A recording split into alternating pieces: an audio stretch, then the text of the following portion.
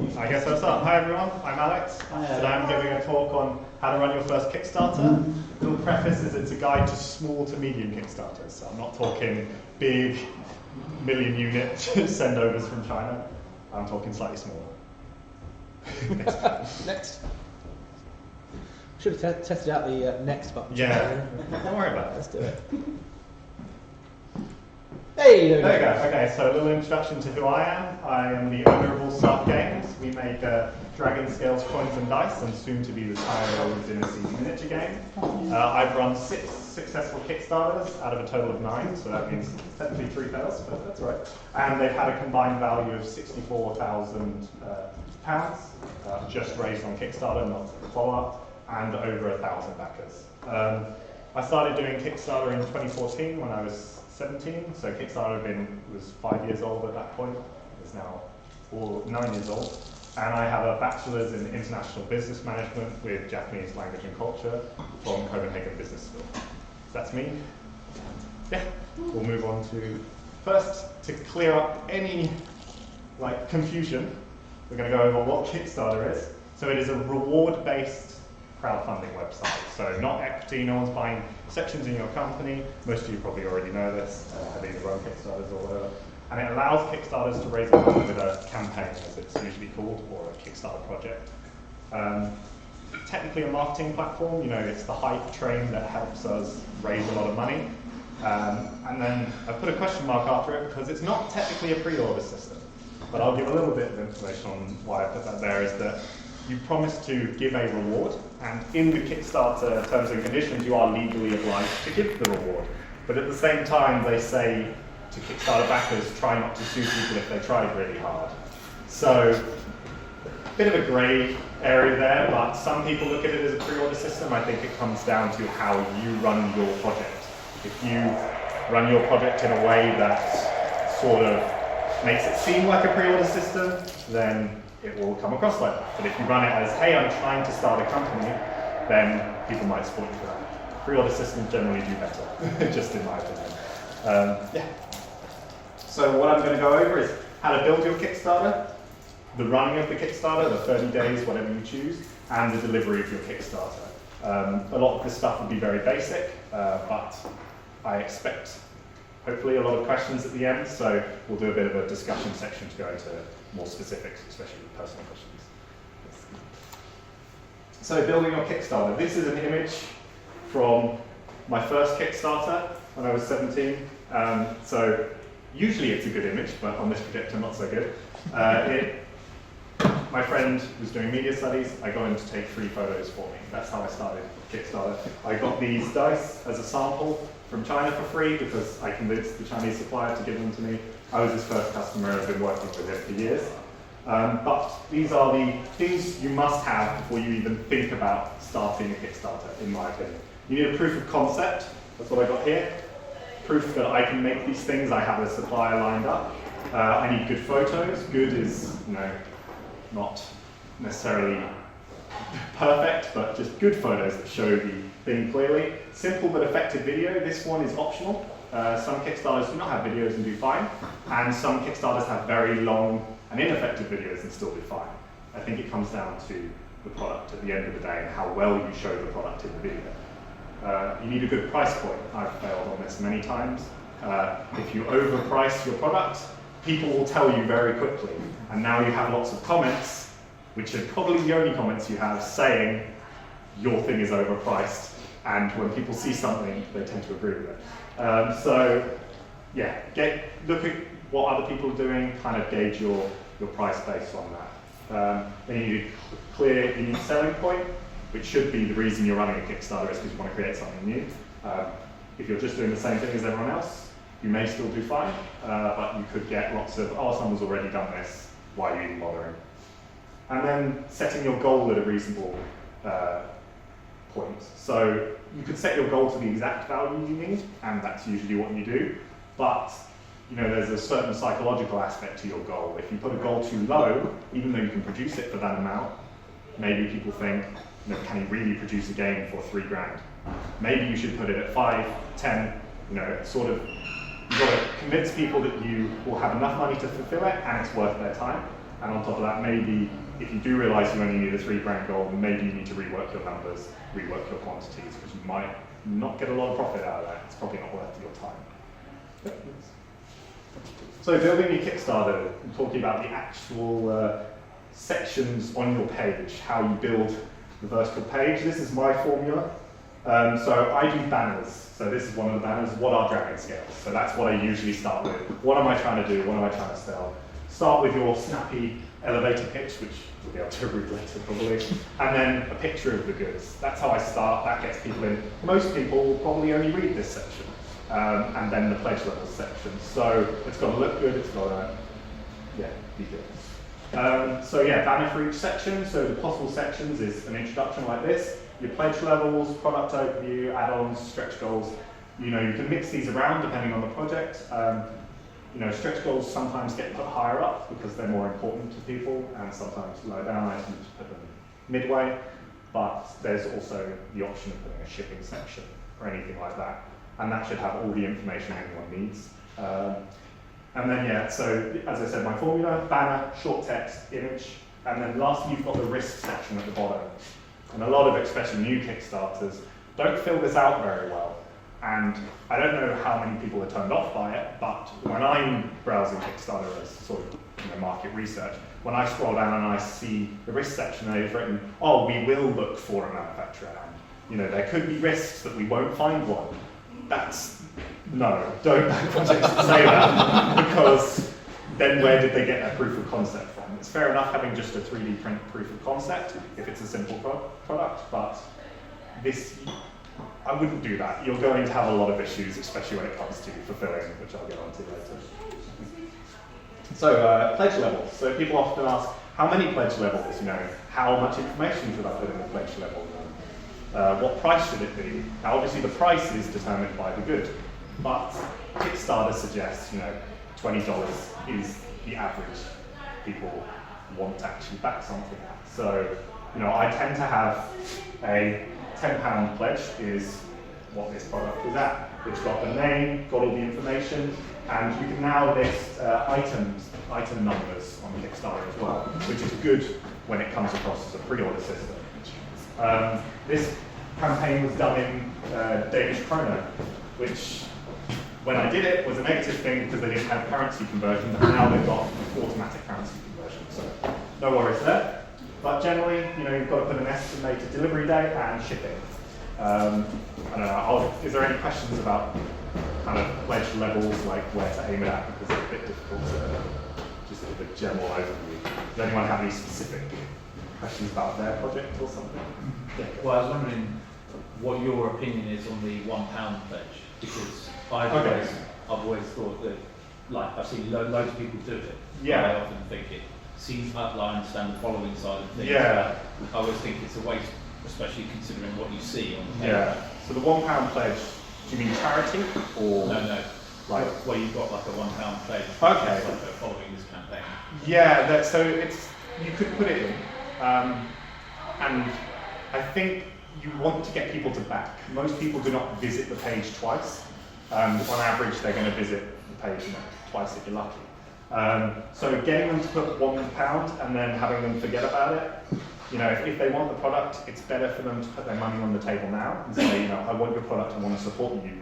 Rather than put a £1 pledge and up it later. Obviously, if there's like financial issues, if they don't get paid till the end of the month, that's fine. As long as they're here to support. And just supporting for, I think you're doing a really good job, but I can't afford your product right now. That's also really nice. But for £1 pledge levels, I don't think it's a necessity. And actually, the more information you put on the page, the more lots of people get. So if the first pledge level is just the basic pledge, then it's very easy for them to just click that, then look through the page some more, and maybe up their pledge or whatever they do. So not a super essential thing. Yeah, on average, I find my £1 pledges are mostly charity pledges, which are you're very grateful for, but they're not going to get the product. So I would encourage people to maybe do a £5 pledge or a £10 pledge that actually gets them the product in some kind of capacity. I think it's an interesting thing we saw with, I think it was Hellboy. There's certainly a Kickstarter recently where there was not a £1 pledge level initially. Yes. There was a massive demand for it. Sorry, you can't. Even if you don't advertise it, they Yeah. can still do Yeah. £1 Yeah, pledge. just replace it. Yeah. It's not against. Yeah, that's a very good point. Yeah, but I know that there was demand, and they ended up putting one in. I think because people assumed they couldn't pledge at £1 if Yeah. they. Yeah, you can. So Yeah. Walking Dead was very strict. You weren't allowed £1 pledge. Yeah. And even right at the end of the project, all of the £1 backers had to be refunded straight away. Oh, really? Yeah. Wow. They wouldn't allow it. Yeah. Don't like that. Because you could totally pledge, £300 and still Yeah. not ask for a reward. That's Yeah, still of course, £1 pledge. So there's a difference between a £1 pledge level and a no reward Yeah, of pledge course. level. Yeah. But one of them has a name to it, the other one is just kind of not there. So if you're a small business and you want to encourage more £1 pledge levels, I'd put it there.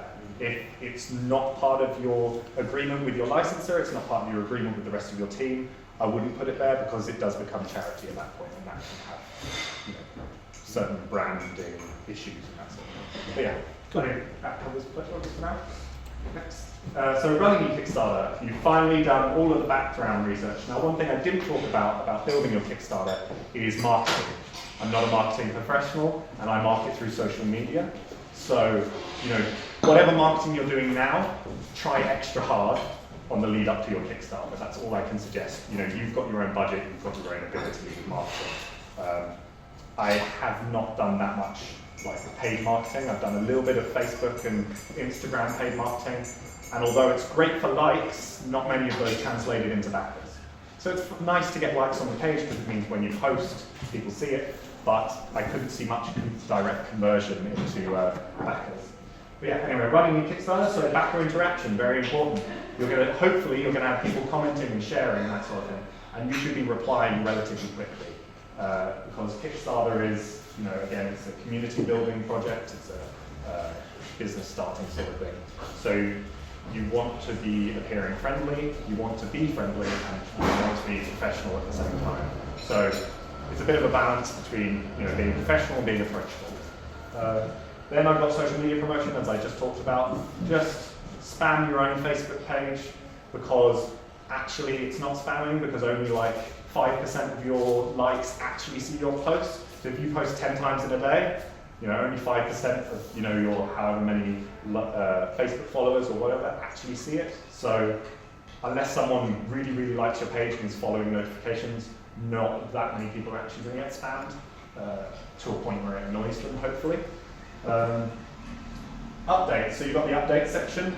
There's 30 updates on that because I also use updates to tell people about new projects, and that's generally accepted. Some people find it annoying, but they can unsubscribe from the list if they want. But you should be posting updates even during your campaign. It may seem like you should just post one oh, we've started and we've finished, thank you. But you should be posting about every stretch goal, every monetary target. You're oh, we're almost at 3,000, great, keep going, thanks guys, or anything like that. You should just be pumping out things to show that you're still engaged in the project. Because if you're not engaged in the project, neither will your backers. Fill out the FAQ section. You will get lots of questions. The questions will be the same often. If they keep being the same, put it in the FAQ section, and hopefully you'll reduce the number of that same question.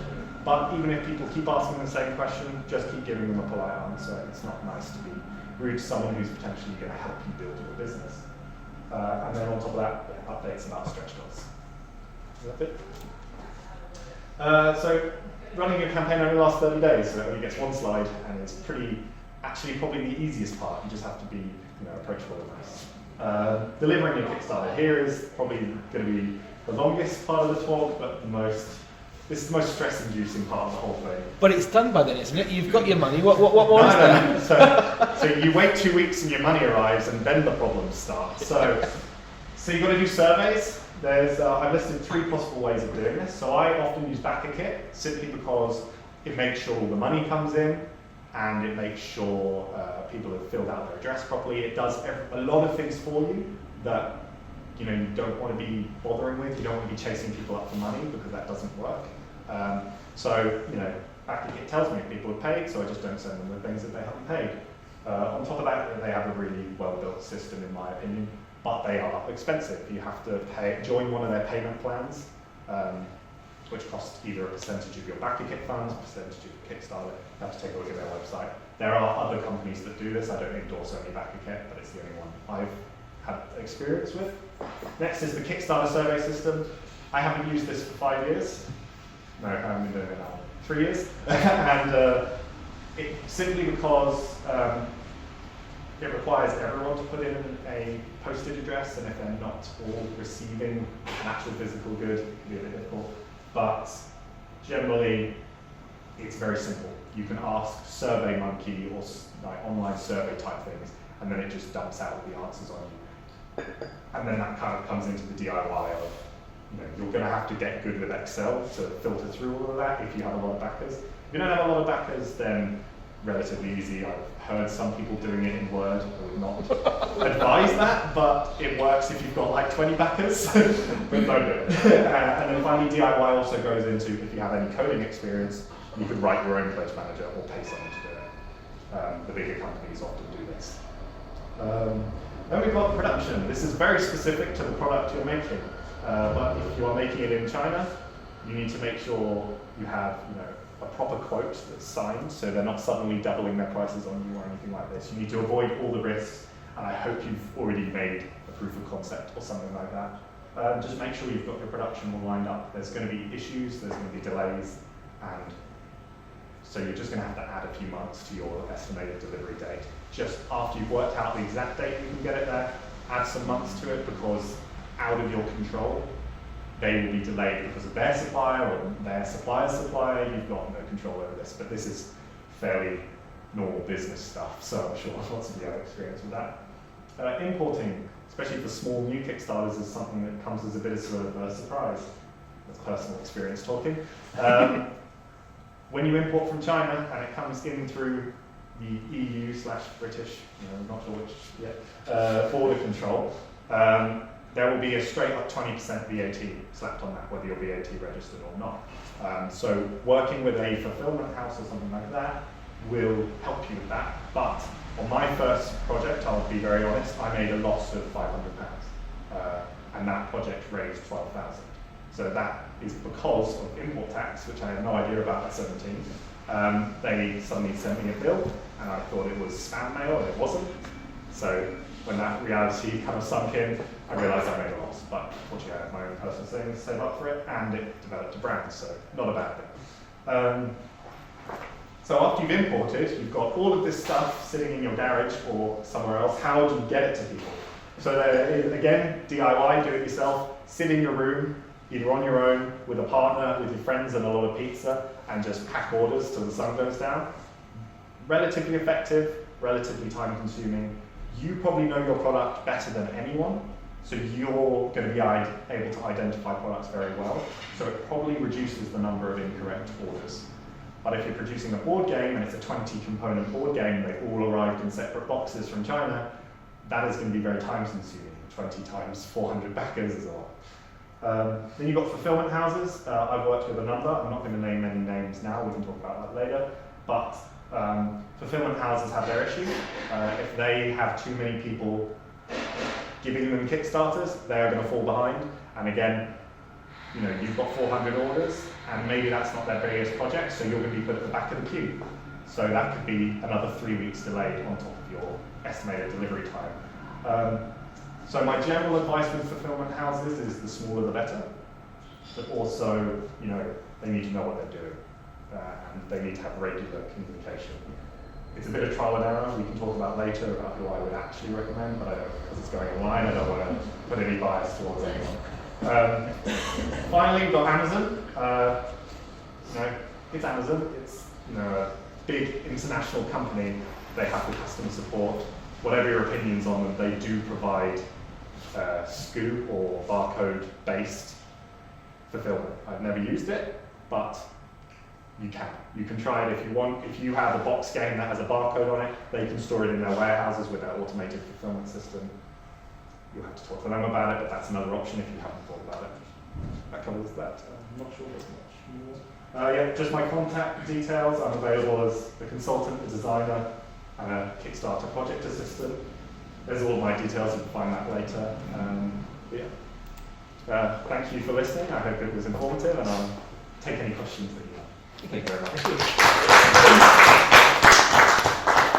Yes, please. How soon after Kickstarter fulfillment would you recommend going to retail? So once the last one's been fulfilled, what sort of gap? Okay. Successful? Well, there's a couple of answers to that. I guess if you receive retail backers, which is a thing that you would do, you need to give them it as soon as possible. But I often don't end up going to retail because a lot of my products are very niche. I have gone to retail instantly. Like, you have leftover stock, you should always be ordering extra stock. Sell all of that stock to retail if you can, because that's just going to keep your cash flow going. It's going to allow you to make maybe a second order and that sort of thing. So I guess it shouldn't upset backers that it goes to retail after they've received their copy, because they've gotten it first. It's like pre-ordering. You expect to get it first, and then 1 or 2 weeks later, it comes out in the stores. So yeah, that would be my advice to that. Because I tend to do it quite quickly for that reason, because I've got the stuff there, and I do sometimes think that maybe I should leave it a bit longer. No, I think also you've got your hype from the Kickstarter. Yeah, so true. People who have missed the Kickstarter or whose friends are just receiving their product might want to buy it now, and if you're like, no, you can't, then you're making them feel bad. So yeah, I would just get it out as soon as possible. Build your website, get it out there. I think as well, as long as it's obvious that it's at the same time, as long as they've got it cheaper, Yeah. then Cheaper, that deflects a lot of the Cheaper, faster, exclusive, any of these things are things you can offer on Kickstarter, not always pleasing everyone, but if it gets people to support you,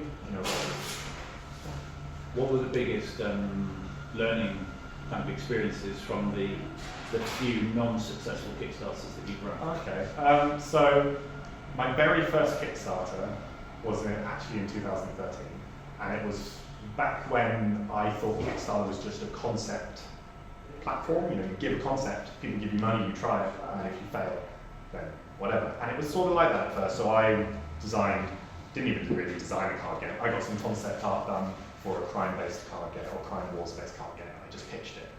I think it raised like 400 quid and I needed £6,000. And I'm kind of glad that it failed, because actually I needed way more than £6,000.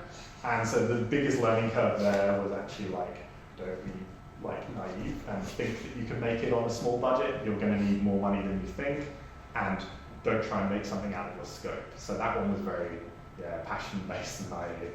The next one, the other 2 failed projects were actually identical. One of them, technically it was 3, but 2 of them were identical. It was selling my dice again, just with new designs, but there were still only D6s.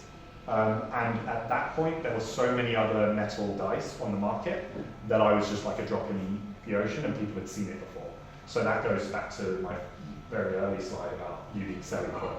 My unique selling point was my established brand, but I no longer the brand wasn't as strong to be introducing them to the same thing again and being like, hey, I've come up with new designs, which were just, it's dice. There's only a certain amount of design you can put on the front. Unless you do something really unique, you're just giving them the same stuff.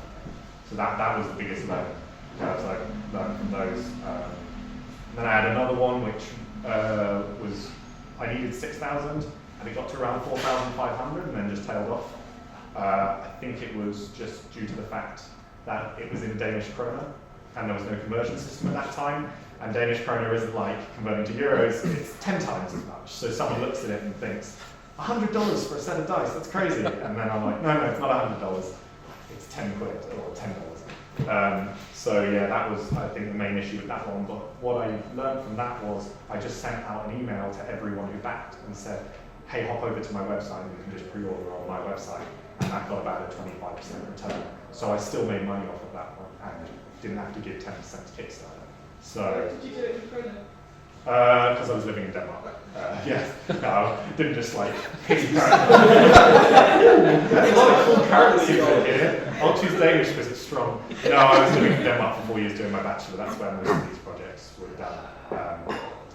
So yeah, that's right. I have a technical question about location. Yes.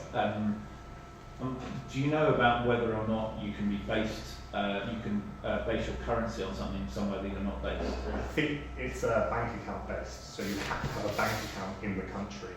You'll have to check the website in the country of the currency. Because am I right in saying it used to be that you could put you could actually run the campaign in dollars even if you had I think originally, yeah. So the way it worked when I was at Mantic, so we had various ones there. We were running them in dollars because Kickstarter was very dollar friendly, and there was the Mantic North America office, which was our sales guy Joe's flat, and so he was used as a business address. So I would assume it is quite so it was actually tied to as long as you have a dollar-based account, which means you get American address.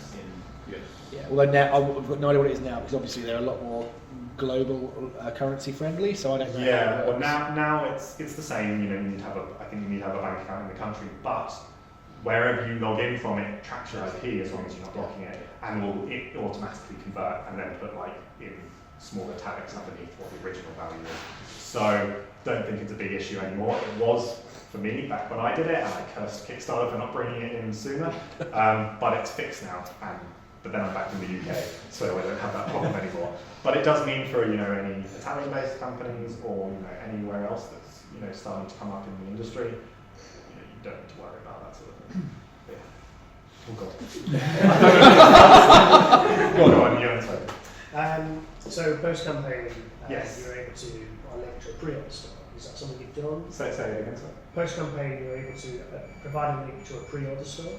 Yeah, so a pre-order store or a pledge manager, they kind of synonymous because technically with the pre-order store, with backer kits specifically, you can enable pre-orders. But at the same time, people who have backed 30 quid might not notice your campaign finish and suddenly like, no, I needed like an extra set for a friend, or suddenly they talk to one of their friends and they're like, oh, I missed that. So they've already got the inroad. So actually the Kickstarter doesn't end when the Kickstarter ends. Because people can join late if you allow it. Obviously you can give them a later delivery date and you can say you're going to get it 2 weeks, 1 month later than everyone else. Whether that actually comes true or not, maybe you manage to get it all produced on time and sent out to pre-order backers at the same time. They are still supporting you producing it, so I wouldn't treat them with any less, not respect, but any less value than a regular one. So yeah, I would definitely set up a pre-order system afterwards, even if you only get one backer. It's worth the afternoon of setting it up. And it's a shipping program. So it's your choice how you want to do shipping. I didn't cover that too much here. But I don't charge my shipping via Kickstarter because Kickstarter takes their 5% and also the around 5% of transaction payments. Whereas if I do it via backer kit, they take either 0 to 5% plus transaction fees of my shipping costs. So it just works out cheaper, but it does mean you then have to ask your backers after the fact for an extra, £8 to £10. So I have some issues with that, but it's cheaper for me, which means I'm more likely to fulfill the project, which is what everyone wants. So we're all working towards the same goal. I would advise if your game or product is not very complicated, it's sold in sets, and you know that all the sets are going to weigh the same amount, then you can just put a flat rate on the Kickstarter, fine. But I sell coins and dice, and it can vary from someone wanting, like a small bag of coins to a whole, treasure chest worth of coins. They're made of metal, they get very heavy very quickly. Once you hit that 2 kilogram threshold, you're suddenly upping your shipping massively, depending on who you're using. So yeah, that's I was just going to say for two things with pre-orders, what you say. With Skyrates, we found that pre-ordering, we got a massive number of people afterwards who spotted by a friend, and we ended up scrabbling to kind of set up a pre-order shop, because initially it was all very much only Kickstarter first, and then it was like, around like £1,000 dropped onto pre-order site. You can't really turn it away. Yeah. So having that kind of pre-set up, even if it's a provincial, if you get asked, is absolutely essential. That's the position at the moment. You get a lot of traffic still. Yes. And you should write that as much as you can. Yeah. Setting up a pre-order store. Yeah, well, as long as it doesn't affect your ability to deliver the Kickstarter, because your priority is the Kickstarter, that's what's made you successful. As long as you can fulfill both, either Kickstarter first, pre-order second, or both at the same time, then there should be no issue with that, because they're all, if you treat Kickstarter a bit like a pre-order system, all of these people are pre-ordered, so you should deliver them their product. Although it's probably worth noting that if people have backed Kickstarter, I haven't necessarily defined exactly what they want yet. If you open up a pre-order store, it defines the products. So I would actually make sure you do the pledge manager at the same time. Yes, they should be. And not the pre-order first and then the pledge manager. Yeah. That's what Yeah, because you've got a 2-week wait period where you wait for Kickstarter's money to come in. You shouldn't be doing any pre-order or surveying during that time. Because if you're doing pre-ordering that time, then they're jumping the queue ahead of Kickstarters. And if you're doing surveying ahead of actually getting the money, people can tell you what they want before they didn't pay you. And unless you manually go through and double check all of them, which you probably should be doing, but you might miss them, you might end up sending someone free stuff. And that's not fair to any of the other backers that should pay. Yeah, we found that actually. We had people that did, I want this, and then they sent the money, and they put actually like £50 on the pledge, because they wanted some more stuff, and it's like, you suddenly realise last week when you finally finished sealing the box, kind of thing. Yeah.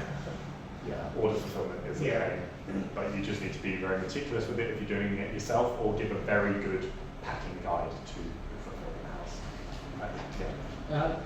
Would you be able to give us a sort of start to finish, step by step from dealing with Chinese suppliers? Because I think for a lot of us it's a bit of a mystery. Okay, I'm going to give a very basic version because that's sort of part of the consulting I do, is I help people find suppliers, but Alibaba is your friend. Go on there and find a supplier and email them. That's literally it. Because I don't know what product you're necessarily making or what other people are making, the supplier will tell you what they need. And so, you find them, you evaluate their validity as a consumer. Fortunately, Alibaba has a lot of badges they can earn for being a good company. And then just, send them messages, do whatever. And yeah, that's pretty much it. And then afterwards, you're going to have to pay them money and get it over. It's pretty much the same as dealing with a UK supplier. There's just the issue of importing and time difference and language barriers. Language barriers can be difficult depending on the proficiency of the supplier you're working with, but you should both be patient in communication. Generally, I find customer service in China is very good.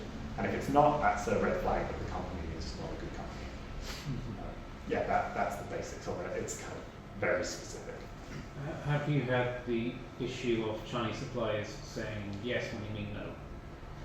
Yes, so it's mostly just the language barrier thing. They can say yes to something when they don't mean yes, and you can tell them, oh, do you understand this? And they just say yes, but they don't repeat it back to you, so you're not really sure if they did understand it because it was quite a difficult thing. I would get things in writing. Obviously you're doing emails, so you have evidence of them saying yes to something, but it's a bit difficult to sue a Chinese company if they do anything wrong. So the only thing you can do is make sure that you think this company is trustworthy and that you're sending your money via a insured payment system, which Alibaba offers, and also you can do through a few other companies. I don't really, it's no other way to avoid that sort of, we can do that, and then they can't. Yes. Hello. So I've a question that's sort of half a question, half just a point to raise really, and see what you think about it. So I've seen a few people that have done their first Kickstarters get to that point where they're maybe on day 27 of a 30-day campaign, and they're 85% of target, and the last day they've suddenly got a lot of funding, and it becomes clear that they've put some money into it themselves in order to hit their funding goal. Is that a thing you've encountered? What are your thoughts on it? So it's against Kickstarter rules. Is it? Yeah, it's against their rules. So if you, there's some line in there that says, no one affiliated with the company can put money towards it. Whether that extends to family members, I don't know. But I think, my mum backs mine, but not for like $2,000. Yeah. She does it for like the lowest possible, like 10 quid to get the set, and then I walk downstairs and give her the set. She's still. Do you charge her postage? I keep the postage. It's just cheap postage costs. No, but I don't know where Kickstarter draws the line, and if they email me after this to say your mum can't back the projects anymore, then fine, I'll refund my mum the money. But no, don't do it, because if Kickstarter catches on or your backers catch on, it seems as dishonest. Yeah. You might get your project taken down. So if you suddenly throw on $1,000 on there in the last day, if Kickstarter picks up on that, the last day before you're funded, it looks incredibly sus when you get a sudden $3,000 backer. Yeah. And Kickstarter has a bit of annoying permanence to it, where if your project ever breaches copyright, ever breaches any of this, that will stay there forever. The Kickstarter page will be there, people will click through and it says, this thing was removed due to fraud, this thing was removed due to copyright strikes. Plus you're losing 10%. I was going to say, because that's going to happen, and it just seems like a really bad idea from a personal point of view as well, because you're putting your own money into a thing, you're only going to get 90% back. You're putting, I mean, presumably if you've got that money in the first place, you've probably got plans for it elsewhere, so you're eating into your own funds. Yeah, also it's like, if you're able to drop £1,000 on a £6,000 project, then why did you put it at £6,000? If you knew you could definitely do it within £5,000, there's no reason to put £6,000. Most Kickstarters, I don't remember the exact figure these days, overfund by 25%. Yeah. Because once you're funded, you get a massive flush of people who are like, oh, I want the product, because it is, again, a bit of a pre-order system. But yeah, just don't do it. That is my opinion. Don't even go near that. It is technically fraud, in a way. It's fronting money that isn't there. The best kind of fraud. Yeah. Yes. So after your first project, obviously, when you start, you don't know a lot. Yeah. You build up over projects. But now, even though you get good quotes through and all of this, what percentage would you recommend people sort of say, I think this will cost me £1,000. What percentage extra do you say, well, actually, it's probably going to cost me, even with like relatively good quotes? But you have to come at it as a bit of a business at that point. It's not a charity and you're not trying to just break even unless you're doing a big campaign just to build your business. So you should be adding a certain amount that gives you enough profit to continue business or remain flexible during the Kickstarter, because you don't know where these things are coming from. So actually you sort of owe it to your backers to have I'm not quite sure. Oh, sorry. If you say you want to make a 50%, you need to make a 50% product. Profit, So you think it's going to cost you £1,000. Yeah. How much buffer do you add onto that before you start looking at what you need to raise to make it worthwhile? Yeah, it's kind of hard to answer that question without exact figures. I guess if a project is very expensive and is going to have a lot of components to it, you're more likely to have issues along the way. So you should definitely give yourself a bigger percentage on top of just your profit. I don't know, I guess it's just risk management of, how much leeway do I need each way? If I ship something to a fulfillment house and they can no longer fulfill it, how much is it going to cost me to ship it to the next fulfillment house? Put that in, and then imagine that happens 10 times, and that's probably the percentage you want to add as like a safety buffer. Yeah. Just imagine everything's going to go wrong, but have enough money to fix most of those problems. If you're underpricing your product or you're underestimating how much something's going to cost, try and make enough profit, because it's not about being greedy, about putting it in your pocket. It's about actually fulfilling the product. If you be like, oh no, I only want to make 10% profit off of this, and then suddenly it costs you 10% more to make, now you've got no money and you can't deliver it. So you owe it to your Kickstarter backers to be a little bit greedy and earn a little bit of money. Yes? My apologies, I missed the first couple of minutes. No, that's right. But I was just wondering about to what extent should you cost your product before you go to Kickstarter? Because I see a lot of Kickstarters, they kind of have a vague notional idea of how much it will cost, and quite often the post-Kickstarter they realise the true cost of that, and like you said, it works out all your profit, and not only that, sometimes it means that things can't even be fulfilled. Yeah. So should you go through the full process of the full costing, or should you do like a hot, to what extent do you think people should be costing their product? For me personally, I completely have a spreadsheet that has my start to finish costs. Obviously now I've got experience with how much it actually costs, but things like postage and fulfillment, I often add 50% to the potential cost of that. So I know that it costs £200 to get a 20 kilo box or something sent from China. I just double that while I'm working out my estimations, because maybe you do better than that and you get 40 kilos worth of stuff, and now suddenly it's going to cost you twice that to ship it over. So I would work out all your costs and then give yourself a best case scenario cost list as well, because some Kickstarters have the issue of being so successful that suddenly they hit the sort of curve where suddenly their costs go really high. Or is it that way? That sort of up to 100 units, they can do it for this price, but then suddenly they've got to invest in a new mold or a new, number of boxes, you know, and it's not always, you know, I can order 102, maybe you have to order 100, and then 250, and then 1,000. So yeah, I would completely work out all your costings down to the pound, and then add some on top of that as, again, the same situation over here. Insurance on your own investment. One more question if someone's got it. Yeah, one more question. Yes. I wanted to disagree with something you said earlier. Yeah, go I ahead. didn't want to in the middle of the thing. I highly rate the £1 pledge. Yeah. But I know it's all a matter of opinion, so I'm not saying you're wrong, but I just wanted to offer a contrasting view. So there's the auto Kickstarter one, which is just £1 no reward. But the first Kickstarter I did, I didn't have the optional £1 one. And I looked into it quite a lot, and I started using it, and I really rate it for it not feeling like charity, because the £1 no reward, it's like the mum pledge if you get stuff. Yeah, exactly. But the £1 allows people to get the updates. It gets them in if they're not sure. And it's different, I know it's different with what you do and with people doing board games, but with miniatures, some people do just want one pack. Yeah. No matter how much you push at them, they're not going to go up to the £30 pledge. Exactly. They really do just want that little bit, or if they've not heard of you and they kind of want to try it out, but without too much risk. So I found that the £1 conversion rate in the pledge manager afterwards is quite high. Yeah. Stuff. So some will put the £1 in, and then they get maybe they'll forget about it, then they get their thing through, and then they'll go for the £8 pledge in the pledge manager, which is Kickstarter not getting their percent there. True. So PayPal will take a much smaller percent, because I do mine DIY my pledge managers. I'm jealous. But I find it to be quite important to just to get in without the big commitment. And I do understand that some, if it wasn't there, would go for a bigger one. Yeah, I would agree with you. Some will also pledge, because I tend to do I'm getting less and less pledge options. So the last one only had 3. Yeah, that's better. Which was all the stuff from some of the old stuff, or the £1. And the £1 isn't just £1, it's if you want that pack that's a tenner, pledge that level, put a tenner in. Yeah, I do often put an add-on level, which is just like the £1 and then just it's put the one thing. basically So it does depend. I think it's very variable from project to project. Yeah, with my project, my goods are very cheap to begin with. Like, you know, one dice is £5.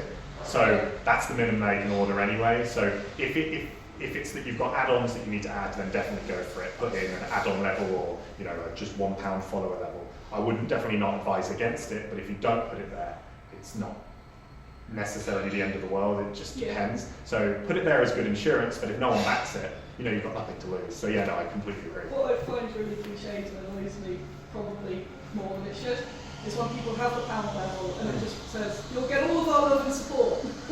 Yeah. that's what the other that's not what the £1 level is wow, for. great, love and support for £1. Yeah, whereas you're the one actually giving your love and support. Not to underestimate with that is they get the 48-hour warnings. Yeah. When things can go completely mental. Yeah. Because every backer gets an email saying there's 48 hours left. But you don't have to pledge to get that. Yeah, you can just hit the like. Okay. There's a little heart that they can click, but it might be more obvious to people to back. I don't really know, because my projects, the biggest one I had was 444 backers, and out of that I only get 10 £1 pledges, and only 2 of them converted. So you could look at that as a 20% conversion rate, or that's way too small a sample to actually make an assumption. I didn't think if you've already backed, I don't think you get 48-hour warning. Yeah. I think you only get the warning if you actually like the project. No, you still get 48 hours. Has that changed? Yeah, maybe. I don't know. I know I've got tons of traffic on the last 48-hour warning thing. Yeah, I think you do. So I would, probably Google it if you want to find the best way to do a £1 pledge, because I don't get a lot of them. Yeah. So I'm not an It expert does on it. depend on the product. It does, yeah. Miniatures, It doesn't really work with mine. That's Yeah. that's why my opinion is formed that way. I think with my miniatures later, because I'm launching a miniature game next year, which you should all follow on Facebook. What's it called? It's called Tire Dynasties. It's a really good game, just for anyone listening at home. Yeah, okay, that was the last question. Alex, thank you. Thank you very much.